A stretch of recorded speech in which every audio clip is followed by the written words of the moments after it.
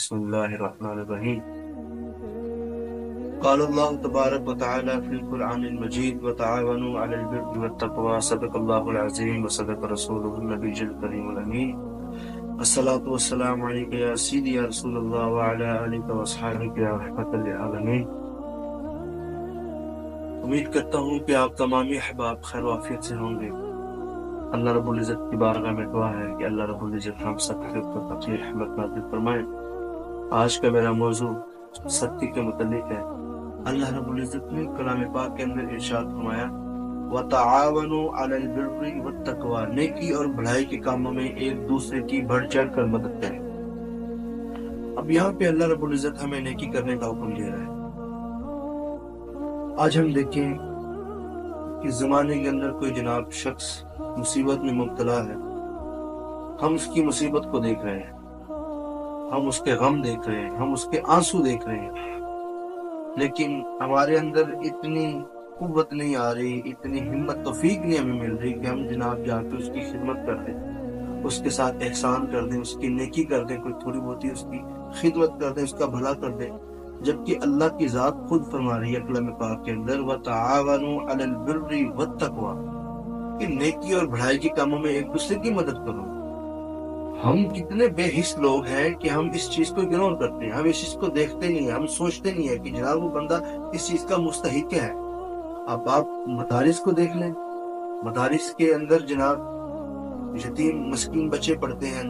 ہم لوگ جناب وہی اپنا پیسہ جو ہم نے کمایا ہوتا ہے، ہمارا حلال کا پیسہ ہوتا ہے، ہم اس کے ذریعے جناب عیاشی کر رہے ہوتے ہیں. ہم جناب نعوذ باللہ کہنا نہیں چاہیے کہ ہم اس کے ساتھ ان کے کیا کیا برا رنگ ہم ان پیسوں کا یوز کرتے ہیں، لیکن ہمارے مدارس اس چیز کے مستحق ہیں کہ ان کی جناب وہاں پہ پڑھنے والے یتیم مسکین بچوں کی خدمت کی جائے. ہم اس کا سوچتے نہیں، ہم نے کبھی جناب اس کی طرف غور و فکر نہیں کیا. پھر انسان کے اوپر مصیبت آتی ہے تو مصیبت کے اندر کم از کم ہمیں چاہیے کہ ہم جناب اللہ کی راہ میں صدقہ کریں. تو یہ بھی ایک نیکی بھلائی ہے، صدقہ خیرات کرنا، یہ اللہ رب العزت کا فرمان ہے، اس کا حکم ہے کہ ہم صدقہ کریں. حضور نبی علیہ الصلوۃ والسلام کا فرمان علی شان ہے کہ صدقہ جو ہے الصدقۃ رد البلاء، صدقہ جو ہے یہ بلاؤں کو ٹالتا ہے. ہم دیکھیں، ہم جناب ہمارے اوپر اتنی پہاڑوں جیسی مصیبتیں آ جاتی ہیں، ہم نے کبھی اس چیز کو تھوڑا سا سینس ہی نہیں ہمارے اندر ہم سوچیں ایسا کیوں ہے جناب، ہم صدقہ کیوں نہیں دیتے، ہم اللہ اپنا جو کمایا ہوا ہمارا رزق ہے وہ ہم اللہ کی راہ میں کیوں نہیں خرچ کرتے.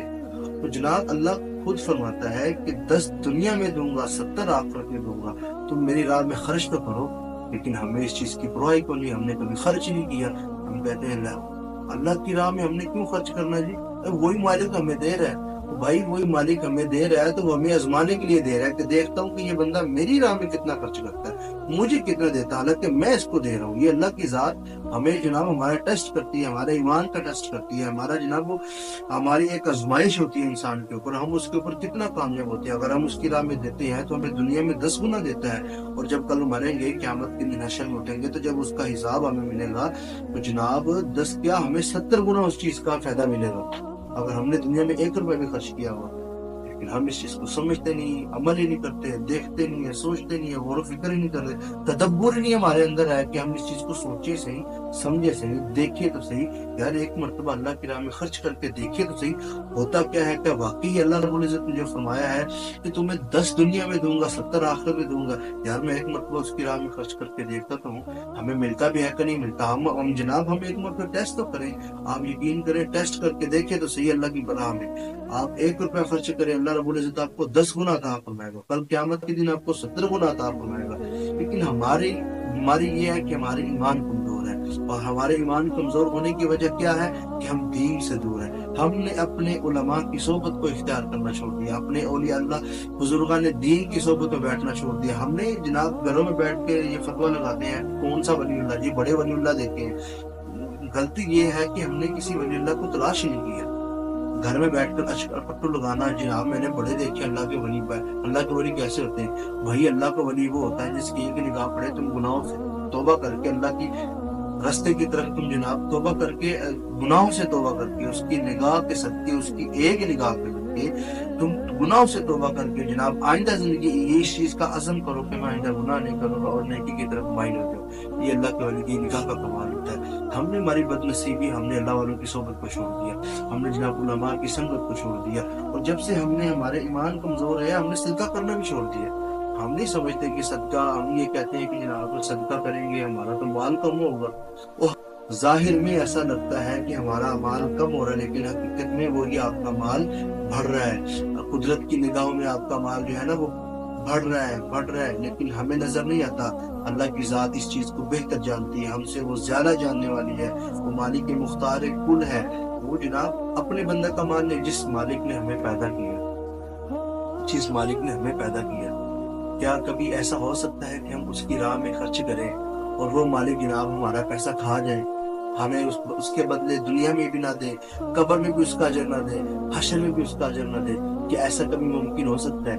नहीं, ऐसा कभी मुमकिन नहीं हो सकता। मालिक कहते हैं कि तुम मेरी राह में खर्च करके तो देखो, तुम एक दोगे मैं तुम्हें दुनिया में उसका 10 गुना दूंगा, कल क़यामत के दिन 70 गुना दूंगा। या तुम खर्च तो करो। हमारी बदनसीबी, हम खर्च नहीं करते। हमारे मदारिस में जनाब रोजाना ऐलान होते हैं, यहाँ पे मिस्कीन बच्चे पढ़ते हैं, यतीम बच्चे पढ़ते हैं, इनकी किफालत करें। लेकिन हम सोचते हैं कि नहीं, मदरसे वालों को जनाब क्या जरूरत है किसी से लेने की, उनको तो बड़े फंड्स आते हैं, बड़ा जनाब उनके पास माल है। तो हमने कभी सोचा ही नहीं इस बारे में यार कि उनको कहाँ से आता है, हम ही ने तो देना है उनको। अगर हम नहीं देंगे तो उनको कौन देगा?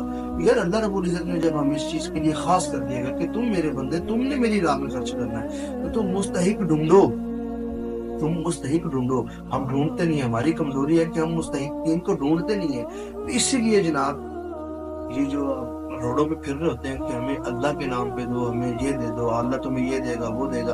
और जब कोई नाउजुबिल्लाह, कहना नहीं चाहिए कि जब कोई औरत आती है तो हम बड़ी जल्दी उसके साथ एहसानमंद हो जाते हैं, उसको देना शुरू कर देते हैं। लेकिन जब हम किसी मुस्तहिक को देखते हैं हम जनाब उससे नजरें चुरा लेते हैं, हम जनाब उसकी तरफ देखते नहीं है। और मसाजिद में ऐलान होता है कि अल्लाह की राह में खर्च करो, तो जनाब जुम्मे वाले दिन हमारी जेब में जो फटा पुराना 10 रुपए वाला नोट होता है हम वो गले में डाल देंगे।